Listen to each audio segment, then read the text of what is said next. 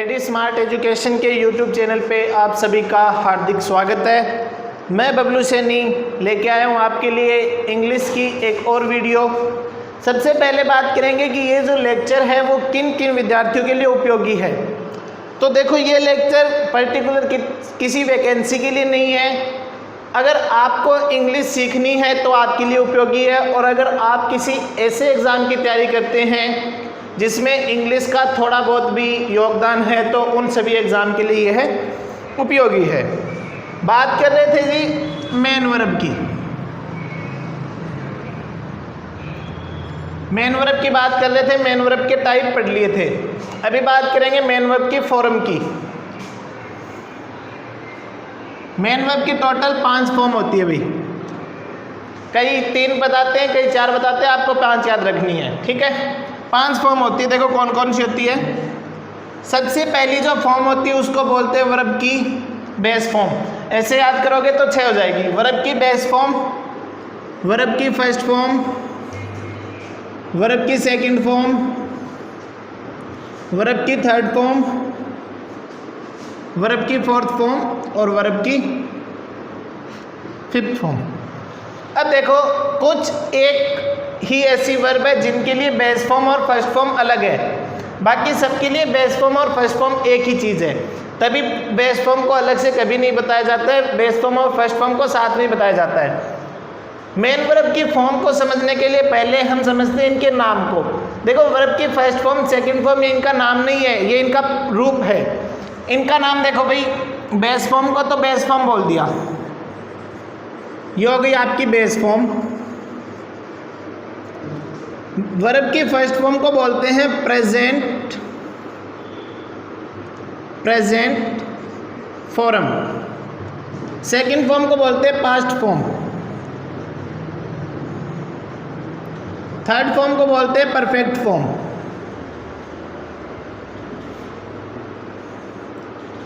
और fourth form को बोलते हैं जिरंड। जिरंड फॉर्म बोल दो या जिरंड बोल दो, एक ही बात है। और फिफ्थ फॉर्म को बोलते हैं present singular form. Present singular form, ये जो है वो आपके 5 वर्ब की फॉर्म के नाम है भाई। वर्ब की बेस फॉर्म को बेस फॉर्म बोलेंगे, फर्स्ट फॉर्म को प्रेजेंट फॉर्म, वर्ब की सेकंड फॉर्म का नाम है पास्ट फॉर्म, थर्ड फॉर्म को बोलते हैं परफेक्ट फॉर्म, फोर्थ फॉर्म को जिरंड बोलते हैं, फिफ्थ फॉर्म को प्रेजेंट सिंगुलर फॉर्म। देखो, जो चीज़ मैं समझाना चाह रहा हूँ वो देखो। फर्स्ट, सेकंड और थर्ड आप सबको पता है। फोर्थ और फिफ्थ की बात करते हैं। फोर्थ फॉर्म कब बनेगी? जब वर्ब की फर्स्ट फॉर्म नहीं, इसको बेस फॉर्म में, अगर बेस फॉर्म में मैं ing जोड़ दूँ तब बनेगी ये वर्ब की फोर्थ फॉर्म। और फिफ्थ फॉर्म कब बनेगी? जब वर्ब की फर्स्ट फॉर्म या फिर बेस फॉर्म में s या es जोड़ देता हूँ तब ये बनेगी वर्ब की फिफ्थ फॉर्म। जैसे एक ही एग्जांपल लेंगे जिससे आपका पूरा ही क्लियर हो जाएगा और वो आपके आगे भी काम में आएगी। एग्जांपल, आपने बहुत ही अच्छी वर्ब है जिसको बोलते हैं बी। हिंदी में मतलब होता है जिसका होना। बी का मतलब होता है होना। तो जो वर्ब की बी फॉर्म है वो तो है इसकी बेस फॉर्म।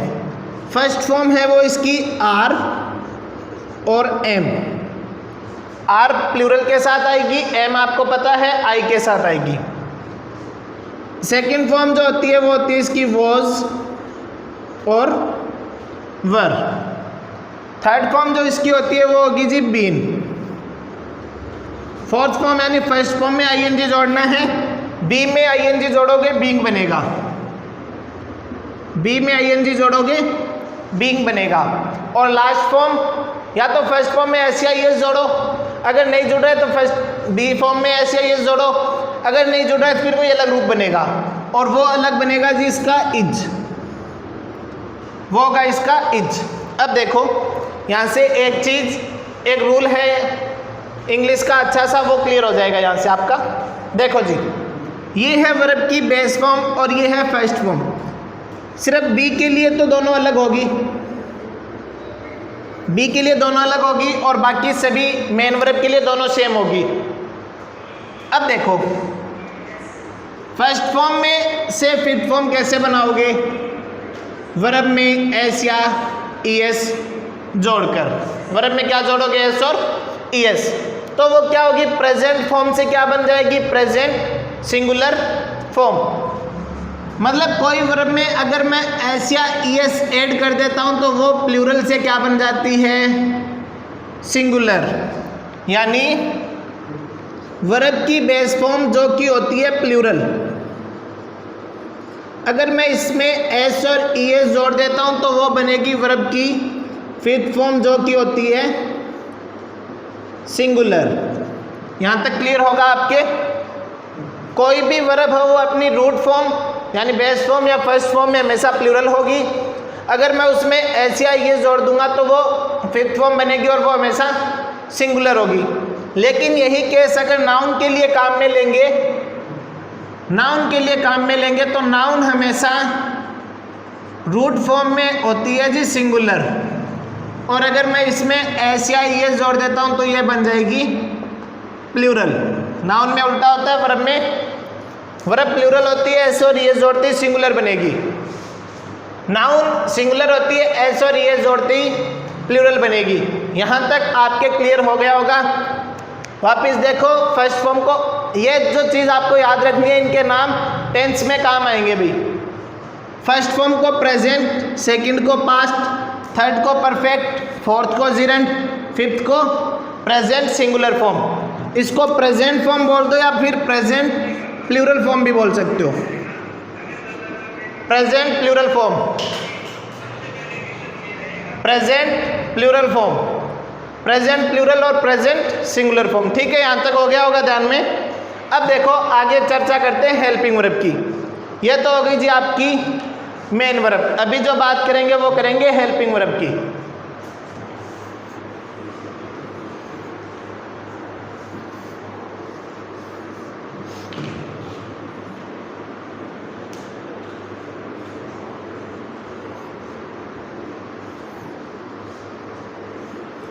देखो भी हेल्पिंग वर्ब,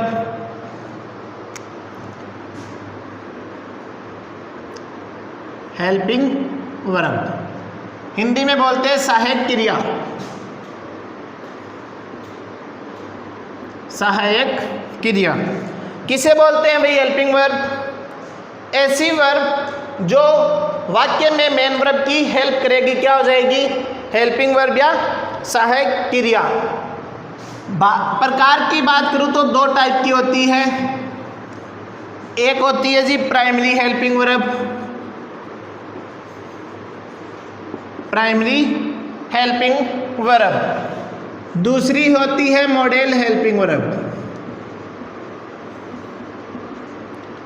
एक होती है प्राइमरी हेल्पिंग वर्ब, दूसरी होती है मॉडल हेल्पिंग वर्ब। और पूरी इंग्लिश में टोटल 24 हेल्पिंग वर्ब होती है भाई, याद रखना।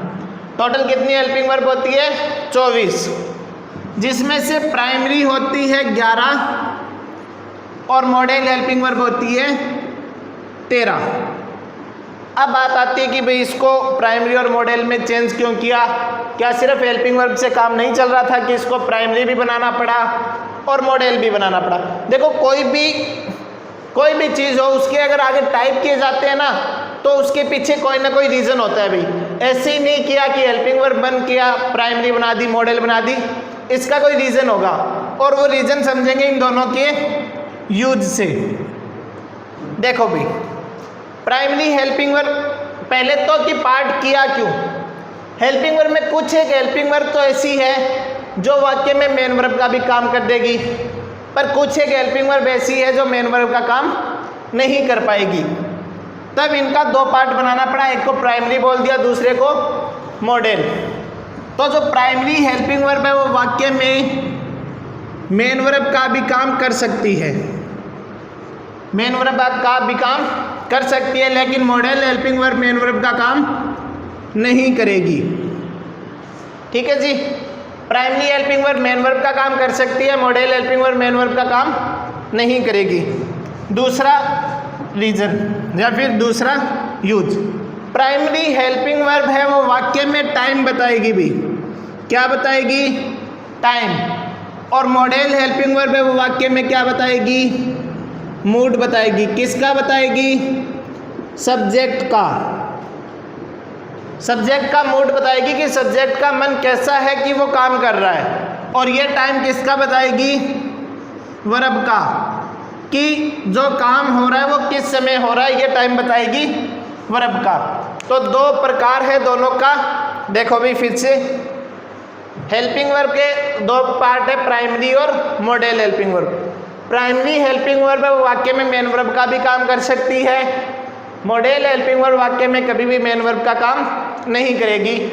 इसका मतलब क्या हुआ कि इसको अपने साथ एक मेन वर्ब की जरूरत पड़ेगी भी। मॉडल हेल्पिंग वर्ब को अपने साथ एक मेन वर्ब की जरूरत पड़ेगी। प्राइमरी हेल्पिंग वर्ब अगर जरूरत है तो ठीक है, मेन वर्ब है तो लगा दो, नहीं है तो ये खुद मेन वर्ब का काम कर देगी।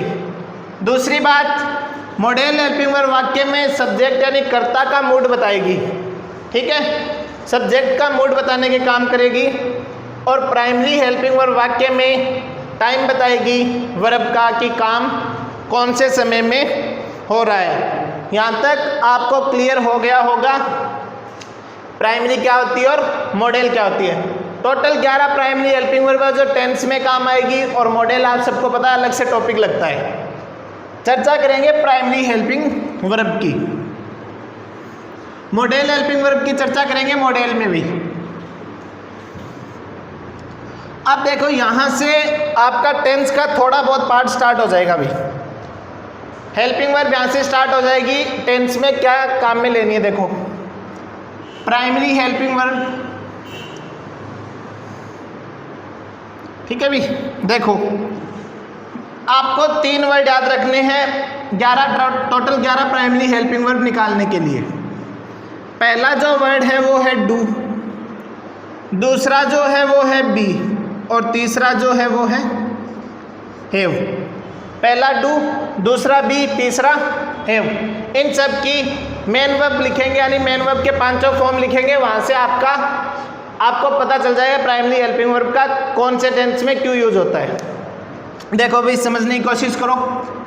फर्स्ट फॉर्म डू की सबको पता है, फर्स्ट फॉर्म डू होती है। बी की आपको बताई थी अभी, आर और एम होती है, और हैव की हैव होती है। सेकंड फॉर्म क्या हो जाएगी? डू की डिड, इसकी वॉज वर, और हैव की क्या हो जाएगी? हेड। थर्ड फॉर्म इसकी हो जाएगी डन, वॉज वर है तो इसकी क्या बताई थी अभी मैंने? बीन, और इसकी क्या हो जाएगी? हेड। क्या हो जाएगी भाई? डू, आर और am, have, did, was were और हेड, डन, बीन और हेड। फोर्थ फॉर्म देखो, इसकी हो जाएगी आईएनजी जोड़ना है बेस फॉर्म में डूइंग, इसकी हो जाएगी बीइंग, और इसकी हो जाएगी हैविंग। क्या हो जाएगी भाई? हैविंग। और फिफ्थ फॉर्म देखो, इसकी होगी डज होगी। क्यों होगी? देखो भाई मैंने बताया था ना कि फर्स्ट फॉर्म में या एस और ईएस जोड़ना है, ठीक है। तो डू में ईएस जुड़ेगा। क्यों जुड़ेगा? क्योंकि लास्ट लेटर क्या है? ओ है तो ईएस जुड़ेगा। इसकी क्या हो जाएगी? इज, और इसकी क्या हो जाएगी? हेज। यहाँ तक आपको इतनी चीज़ भी याद भी होगी, याद नहीं है तो याद कर लेना। इसका यूज देखो टेंस में कैसे होगा, ये चीज़ अगर आप लोग समझ गए ना तो हेल्पिंग वर्ब और मेन वर्ब पकड़ने में आपको कोई भी दिक्कत नहीं आएगी टेंस की। मैंने बताया था इसको बोलते हैं जी present plural form. Present form बोल दो या प्रेजेंट प्लूरल फॉर्म बोल दो, एक ही बात है। इसको बोलते हैं पास्ट फॉर्म, इसको बोलते हैं परफेक्ट फॉर्म, इसको बोलते हैं जीरेंड, और इसको बोलते हैं प्रेजेंट सिंगुलर फॉर्म। ठीक है भी, क्या बोल दिया? फर्स्ट फॉर्म को प्रेजेंट प्लूरल, पास्ट परफेक्ट, जिरेंड और प्रेजेंट सिंगुलर फॉर्म। अब आप मेरे को एक चीज़ बताओ, आपने टेंस का नाम भी सुना होगा। मैंने एक बात बताई थी कि हेल्पिंग वर्ब है वो बताएगा टाइम, और टोटल टाइम कितने होते हैं? 3। कौन कौन से? प्रेजेंट, पास्ट, तीसरा कौन सा भाई? फ्यूचर। प्रेजेंट, पास्ट और फ्यूचर 3 टाइम होते हैं। अब कुछ एक बताते हैं कि भाई फ्यूचर कोई टाइम नहीं है, पर आपका टेंस फ्यूचर टेंस भी चलता है तो आपको पढ़ना पड़ेगा प्रेजेंट, पास्ट और फ्यूचर। अब देखो एक चीज़ ध्यान से सुनना भाई कि प्राइमरी हेल्पिंग वर्ब बताएगी टाइम, और जो आपको टाइम पढ़ना है एक तो प्रेजेंट है एक पास्ट है। क्या परफेक्ट टाइम होता है? कोई नहीं होता, तो ये आपकी हेल्पिंग वर्ब नहीं बनेगी। क्या जिरेंड कोई टाइम होता है? नहीं होता, तो ये आपकी हेल्पिंग वर्ब नहीं बनेगी। प्रेजेंट आपका टाइम होता है तो आपकी हेल्पिंग वर्ब बन जाएगी। ठीक है भाई, तो वर्ब की फर्स्ट फॉर्म यानी present plural form, past form और प्रेजेंट सिंगुलर फॉर्म ये आपकी हेल्पिंग वर्ब बनेगी। कैसे बनेगी? देखो प्रेजेंट टाइम में प्रेजेंट फर्स्ट फॉर्म और फिफ्थ फॉर्म, यानी एक ये रही, 2 ये 3 और एक ये 4, एक ये 5, एक ये 6 और एक ये 7, यानी total 7 helping verb present tense में काम आएगी। पास्ट में देखो एक डिड, वॉज, वर और हैड, ये जो 4 है वो आपके पास्ट टेंस में काम आएगी। टोटल हो गई 11। डू आ गया, किस में काम आएगा? फॉर्म से पता चला, आपको याद नहीं करना। डू प्रेजेंट में काम आता है, वर्ब की फर्स्ट फॉर्म है और फर्स्ट फॉर्म को बोलते हैं प्रेजेंट प्लूरल फॉर्म। अब एक चीज़ यहीं से देख लो कि अगर ये प्लूरल फॉर्म है तो इसके लिए सब्जेक्ट भी कैसा होना चाहिए? सब्जेक्ट भी कैसा होना चाहिए भाई? प्लूरल होना चाहिए या नहीं होना चाहिए? और अगर ये सिंगुलर फॉर्म है तो इसके लिए सब्जेक्ट कैसा होना चाहिए? सिंगुलर। इसके लिए सब्जेक्ट कैसा होना चाहिए? सिंगुलर। और इसके लिए सब्जेक्ट कैसा होना चाहिए? प्लूरल। ठीक है, तभी एक देखो ट्रिक बना के याद रखते हैं कि चलो एक बार ये देख लेते हैं, फिर आगे बता दूंगा वो ट्रिक। देखो वर्ब की फर्स्ट फॉर्म हमेशा प्लूरल सब्जेक्ट के साथ आएगी और फिफ्थ फॉर्म हमेशा सिंगुलर सब्जेक्ट के साथ आएगी। ये चीज़ आपको ध्यान रखनी है। और ये पास्ट की फॉर्म है। यहाँ तक आपको क्लियर हो गया होगा। आगे चलते हैं, बात करते हैं जिस ट्रिक की मैं बात कर रहा हूँ, आगे देखते हैं। यहाँ तक अगर किसी को कोई क्वेरी है तो वो कमेंट बॉक्स में बता दे, हम नेक्स्ट जब भी वीडियो आएगा उसमें आपकी क्वेरी सोल्व कर दी जाएगी भी। मुझे नहीं लगता इतना इजी समझाने के बाद आपका कोई क्वेश्चन रहता होगा।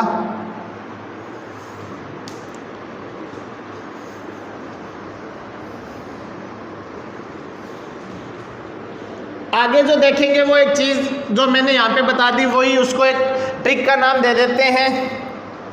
देखो भी, जो वर्ब ऐसी वर्ब जिसके लास्ट में एस या ईएस है वो किसके साथ आएगी? सिंगुलर सब्जेक्ट के साथ। और ऐसी वर्ब जिसके लास्ट में एस या ईएस ऐड नहीं किया गया हो, पहले से एस या ईएस है तो वो हो सकता है पर ऐड नहीं किया गया हो, वो किस में आएगी?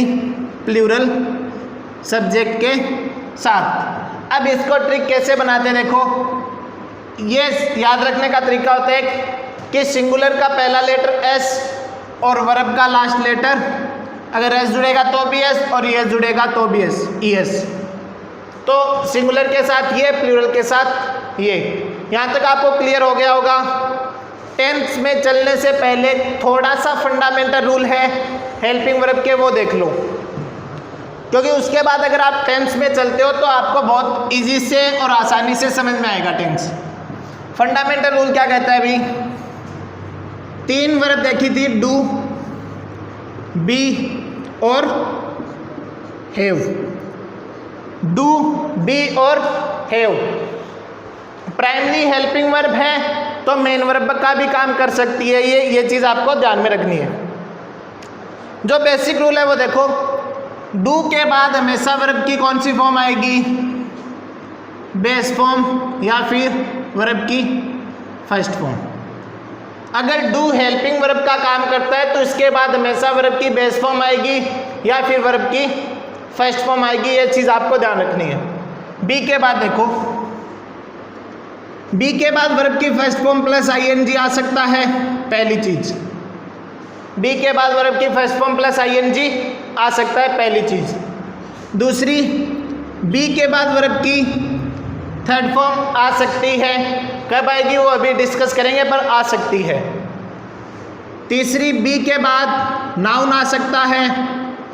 और चौथी, बी के बाद एडजेक्टिव आ सकता है।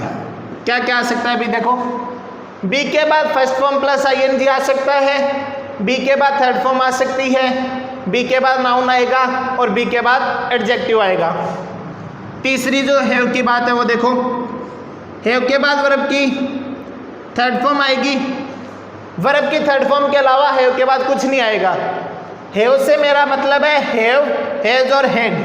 ध्यान रखना, ये हैव की तीनों फॉर्म है, हैज और हेड भी इसी में, ठीक है। बी में मेरा इज आर एम और वॉज वर, इन पांचों वर्ब से मतलब है। और डू से मेरा डू और डज और डिड, ठीक है। डू डज डिड के बाद हमेशा बेस फॉर्म आती है या फर्स्ट फॉर्म आएगी। हैज है के बाद थर्ड फॉर्म आएगी। थर्ड फॉर्म के साथ क्या आ सकता है भाई, नाउन आ सकती है, नाउन आ सकती है ना, आ सकती है। एडजेक्टिव नहीं आएगा, ठीक है। देखो ये फंडामेंटल रूल होते हैं कि डू के बाद क्या आएगा, बी के बाद क्या आएगा और हैव के बाद क्या आएगा। एग्जाम्पल से समझो भी इसको। डू के बाद हमेशा वर्ब की फर्स्ट फॉर्म आती है, जैसे example she does not speak English. She does not speak English. देखो आपकी फॉर्म क्या है, डज, और वर्ब की कौन सी फॉर्म आ रही है, फर्स्ट। क्या इसके अलावा इसमें कुछ नहीं आ सकता। इसको आप स्पीकिंग नहीं लिख सकते, इसको आप स्पीक या कुछ भी मतलब सेकंड और थर्ड फॉर्म नहीं लिख सकते। बी के बाद देखो, अगर आईएनजी फॉर्म की बात करूं तो वो जितने भी कंटिन्यूअस टेंस है उसमें आएगी। थर्ड फॉर्म की बात करूं वो पैसिव वॉइस में आएगी। नाउन और एडजेक्टिव है वो आएगा जी इसमें इनडेफिनेट टेंस में, इनडेफिनाइट टेंस में, ठीक है। इनडेफिनेट जैसे प्रेजेंट इंडेफिनेट, प्रेजेंट है तो इज आर एम आ जाएगा और पास्ट है तो वॉज वर आ जाएगा। फ्यूचर इंडेफिनेट में यूज नहीं होता है। इनडेफिनेट टेंस, और ये आपको पता ही है परफेक्ट टेंस, और ये भी इनडेफिनेट टेंस में, इनडेफिनेट टेंस में इसका यूज होता है। अब देखो यहाँ से, ये आपको पता है परफेक्ट जितने भी टेंस है उसमें यूज होगा। प्रेजेंट और पास्ट की बात करने, फ्यूचर को कोई टेंस नहीं माना है अभी तक, ठीक है भाई। एग्जाम्पल देखते हैं पहले इन चारों के फिर इन दोनों के एग्जाम्पल देखते हैं भी। देखो पहला है कंटिन्यूस का, बी के साथ लिख दिया मैंने सी इज प्लेइंग, तो इसके साथ क्या आ गया, वर्ब की फर्स्ट फॉर्म प्लस आईएनजी। दूसरा देखो, दूसरा जो एग्जाम्पल किसका लेना है, बी के बाद वर्ब की थर्ड फॉर्म का। एग्जाम्पल देखो, जैसे मान लो he is played, sorry passive में आएगा ना, पैसिव में आएगा तो फिर सब्जेक्ट उस साइड जाएगा। लिख देता हूं मैं क्रिकेट इज, या कोई भी गेम मान लो, चेस मान लो, chess is played by him, क्योंकि बी के बाद थर्ड फॉर्म कब आएगी, पैसिव फॉर्म में। Chess is played by him. तीसरा एग्जाम्पल देखो, क्या लेना है, बी के बाद नाउन लेना है। मान लो he is Ram, he is Ram, तो इज है बी और राम क्या आपका एक नाउन, और ये टेंस पूछे तो कौन सा हो गया अभी, इनडेफिनेट, और इज आती कौन सा हो गया, प्रेजेंट इंडेफिनेट। चौथा एग्जाम्पल देखो, एडजेक्टिव लेना है। राम इज होनेस्ट या ऑनेस्ट जिसको बोलते हो वो। तो इसमें ऑनेस्ट क्या है आपका एडजेक्टिव और इज क्या है बी फॉर्म। तो ये भी क्या हो गया प्रेजेंट इंडेफिनिट टेंस। यहाँ तक बात हो गई डू की और बी की। यहाँ तक आप लोग समझ गए होंगे। आगे बात करेंगे हैव की। हैव लास्ट है, उसके बाद सीधा टेंस पे मूव करेंगे। हैव की देखो, हैव में एक तो थर्ड फॉर्म आएगी तो परफेक्ट फॉर्म बनेगा यानी परफेक्ट टेंस, और हैव के बाद नाउन आएगी तो इंडेफिनिट टेंस। देखते हैं एग्जांपल। देखो भाई,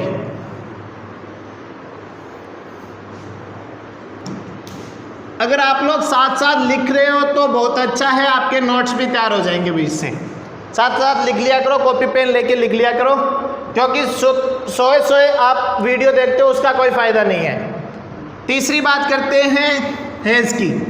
देखो भाई, Ram has a house. Ram has a house. Ram के पास क्या है घर है, हैज आ गया, और हैज के बाद क्या आ गई नाउन आ गई। तो ये भी कौन सा टेंस हो गया इंडेफिनिट टेंस। Indefinite tense. तो यहाँ तक, और ये आपको पता ही है राम हैड प्लेड। हेड के बाद वर्ब की थर्ड फॉर्म, ये कौन सा टेंस हो गया परफेक्ट। ठीक है, अभी आपको नहीं पता हो कि कौन सा प्रेजेंट है पास्ट है, वो बाद में देख लें। पहले याद रखना है कि हैव के बाद अगर थर्ड फॉर्म आए तो परफेक्ट टेंस बनेगा, और हैव के बाद नाउन आए तो इंडेफिनिट टेंस बनेगा। ठीक है भाई। अब देखो भाई, इसमें आपके लिए मैं आज की क्लास के एक दो क्वेश्चन छोड़ के जाता हूँ, उसके आंसर आपको कमेंट सेक्शन में देने हैं भाई। ठीक है, 2-3 एग्जाम्पल है, मैं क्वेश्चन बता दूंगा आपको कि किस प्रकार का क्वेश्चन है, वो आपको कमेंट सेक्शन में आंसर देने हैं उसको। एग्जाम्पल है कोई एग्जाम्पल है, देखो जैसे she was a player. She was a player. She was a player आपका पहला एग्जाम्पल। दूसरा देखो, he has his own home. Own का मतलब होता है खुद का। He has his own home. ठीक है भाई, ये 2 एग्जाम्पल है। क्वेश्चन सुन लो ध्यान से, क्या है आपको बताना है इसमें वॉज और हैज। वॉज और हैज के बारे में बताना है।